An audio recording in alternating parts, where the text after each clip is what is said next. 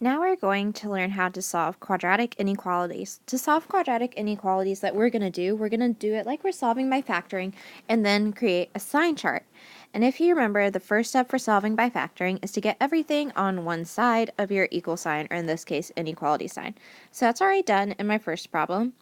Since my leading coefficient is 1, I can do just my shortcut of an x. So what two numbers multiply to 70 and add to negative 17. That's going to be negative 10 and negative 7. So this factors to x minus 10, x minus 7. And that's going to be less than 0. So we want to find what are called our critical points, which are the numbers that make the inside equal to 0. So in this case, it's going to be 7 and 10. Now we write our factors on the side. So I have x minus 10 and x minus 7. So now we're going to do our sign chart. Remember, when I'm looking at 7, I'm going to plug in a number really, really far left of 7. So if I have a number way less than 7 and I subtract 10, that's going to be negative. Choose a number between 7 and 10, like say 8. 8 minus 10 is negative. Anything bigger than 10 is going to be positive. Now we're going to do the same thing for x minus 7. So choose something way less than 7, so even 0. 0 minus 7 is negative. 8 minus 7 is positive. And something bigger than 10 is going to be positive. So to get the bottom, these are being multiplied in my original, so we're going to multiply. A negative times a negative would give me a positive. Negative times a positive is going to give me a negative. And positive times positive will be positive. My last thing to do is to look at my original inequality. So my original inequality was less than 0. So that means I'm looking where it's negative, which is going to be from 7 to 10. My inequality did not have an equals, so we're going to use parentheses. Remember, from interval notation, that means it cannot be equal to. All right, so we have a couple things going to the right that are different. We are going to, first of all, move this 7 so that it's equal to 0. So negative x squared minus 9x minus 20 is greater than 0. Now, when we're doing these, we want our leading coefficient to be positive. So I'm going to divide everything by negative 1. And what we need to remember when we're dividing by negative 1 is that when I multiply or divide an inequality by a negative, that is going to switch the inequality symbol. So instead of a greater than, this is going to be less than 0. Once again, I can do my shortcut. So two things that multiply to 20 and add to 9 would be 4 and 5. So x plus 4, x plus 5. I wrote that in a different order than I wrote it. Okay, so my critical points are going to be negative 5, negative 4. We always want to put our critical points in least to greatest order. And then we have x plus 5, x plus 4. Okay, so I'm going to plug in something really negative. So negative 100 plus 5 is negative.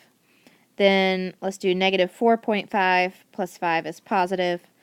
0 plus 5 is positive. Negative 100 plus 4 is negative. Negative 4.5 plus 4 is negative. Anything bigger is going to be positive. And now we fill in the bottom. Negative times a negative is positive. Whoops. Positive times negative is negative. Positive times positive is positive. So once again, my interval is negative 5 to negative 4, and we're using parentheses, not brackets, because my symbol did not have the equal to. Looking at my next two, so we're not equal to 0, so I need to minus 10x. And we need to make sure we're putting this in standard form. So my standard form is going to be x squared minus 10x plus 25. is less than 0. Once again, we can shortcut. Multiplies to 25, adds to negative 10, is going to be negative 5 and negative 5. This is going to be a little bit different. There's a couple ways to think about this problem. X minus 5 times x minus 5 is less than 0. So I actually only have one critical point here, which is 5.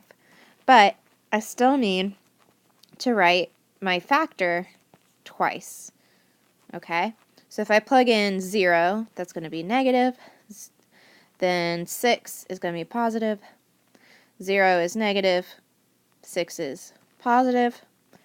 And so positive, positive. So is this ever going to be less than 0? No. So this would be no solution. It's never going to be less than. Now, we had to put that twice. The other way I could have thought of it is thought of it as x minus 5 squared, and then done my chart based on that. And since I'm squaring it, it means that my answer is always going to be positive no matter what I plug in. So that's the other way you can think of it. That one was a little funky. All right. Next one, again, we have where it is not equal to 0.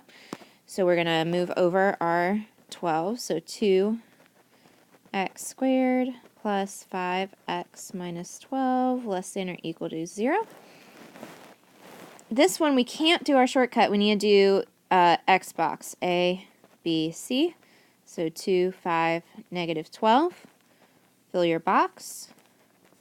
2x squared, negative 12. What two numbers multiply to negative 12? Add to 5. That's going to be, multiply negative 24. My brain was already going to the next part. Negative 24 and add to 5. That's going to be 8 and negative 3. Factor it out. 2x, x, 4, negative 3. So we get 2x minus 3 and x plus 4 is less than or equal to 0. So my two critical points are going to be 3 over 2, which I'm going to write, 3 over 2 and then negative 4. So negative 4 needs to go on the left. Okay, and remember 3 over 2 is 1.5. All right, so 2x minus 3, x plus 4. So really big negative number means this is going to be negative.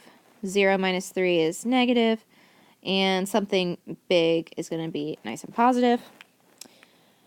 Negative, big number, negative 100 plus 4 is negative. 0 plus 4 is positive. 100 plus 4 is positive. Multiply down, so we get positive, negative, positive. It's not always positive, negative, positive. We just have selectively chosen some where that's the case.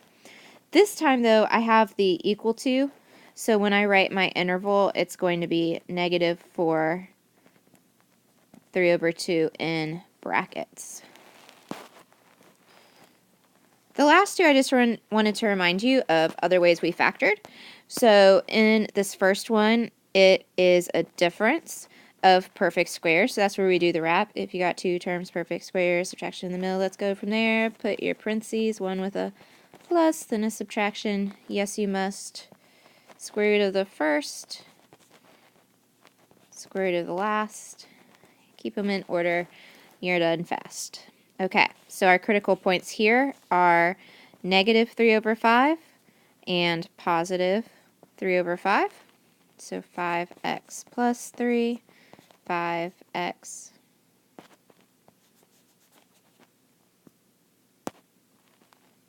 minus 3.